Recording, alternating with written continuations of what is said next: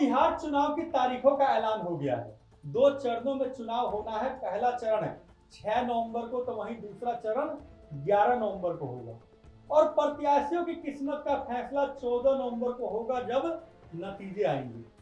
लेकिन उससे पहले मैदान में है वोटरों के तेवर, नेताओं के दाव और गठबंधनों की परीक्षा। अब सवाल यह है कि कौन मारेगा बाजी और किसके सिर सजेगा जीत का सेहरा, कौन होगा बिहार का बादशाह। चलिए एक एक कर देख लेते हैं सर्वे की सियासी गिनती जो अलग अलग अखबारों और न्यूज चैनलों की सुर्खियों में है। सबसे पहले बात करते हैं लोकपोल सर्वे की। यहां से निकलकर आई है बड़ी खबर। लोकपोल के मुताबिक इस बार बिहार में सत्ता परिवर्तन तय नजर आ रहा है। महागठबंधन को मिल सकती है 118 से 126 सीटें, जबकि एनडीए को 105 से 114 सीटों पर सिमटते देखा जा रहा है। बाकी अन्य दलों को बस 2 से 5 सीटें मिलने का अनुमान है। यानी लोकपाल के मुताबिक यहां आरजेडी की बढ़त दिखाई दे रही है। अब टाइम्स नाउ और जेबीसी के सर्वे पर नजर डालिए। यहां कहानी बिल्कुल उल्टी है।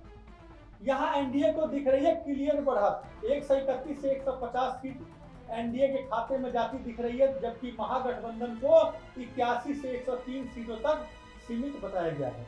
अन्य को 9 से 12 सीटों तक का अनुमान है। यानी यहां एनडीए की सरकार बनती दिखाई दे रही है।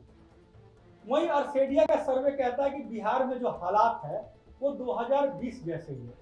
169 सीटों के आंकड़े में एनडीए 47 सीटों पर आगे, महागठबंधन 19 सीटों पर बढ़त में, मतलब कांटे की टक्कर है यहाँ। और बिहार की जनता अभी भी सोच में डूबी है कि किधर जाएं, किसको वोट करें, कौन है जो हमारी आवाज उठाएगा, कौन है जो बिहार का विकास करेगा। अब सबसे बड़ा सवाल है बीजेपी अपने दम पर क्या कर पाएगी। टाइम्स नाउ जेबीसी के सर्वे के मुताबिक बीजेपी को अकेले 66 से 77 सीटें मिलने की संभावना है। वहीं जेडीयू की बात करें तो उन्हें 52 से 58 सीटें और एनडीए के अन्य दलों को, जो दल है एनडीए में जो शामिल है, उनको 13 से 15 सीटें मिलने का अनुमान है।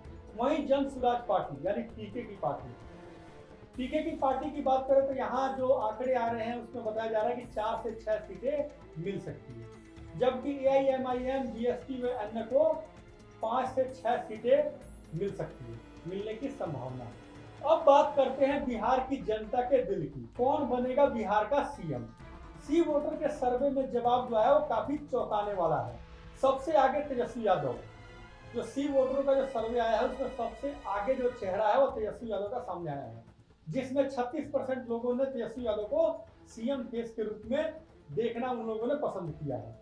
वहीं दूसरे नंबर पर प्रशांत किशोर है, उनको 23% लोगों ने सीएम फेस के लिए उनको सिलेक्ट किया है। वहीं नीतीश कुमार की बात करें तो इन्हें केवल 16% लोगों ने चुना है। तो वहीं चिराग पासवान की बात करें तो उन्हें केवल 10% लोगों ने चुना है। तो वहीं सम्राट चौधरी की बात करें तो उन्हें केवल 7% लोगों ने चुना है।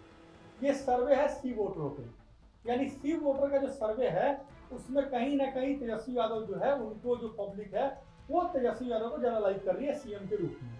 मतलब साफ है कि बिहार के मतदाता अब बदलाव की ओर देख रहे हैं, लेकिन फैसला अभी बाकी है जनाब।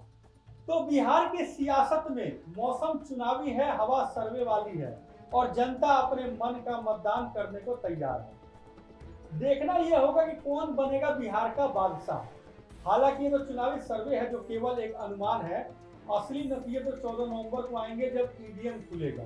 लेकिन इस बार बिहार की जनता ने भी मन बना लिया है उन नेताओं को सत्ता से बाहर करने का जो चुनाव के वक्त घोषणाओं का अंबार लगा देते हैं और चुनाव जीतने के बाद सभी वादे भूल जाते हैं।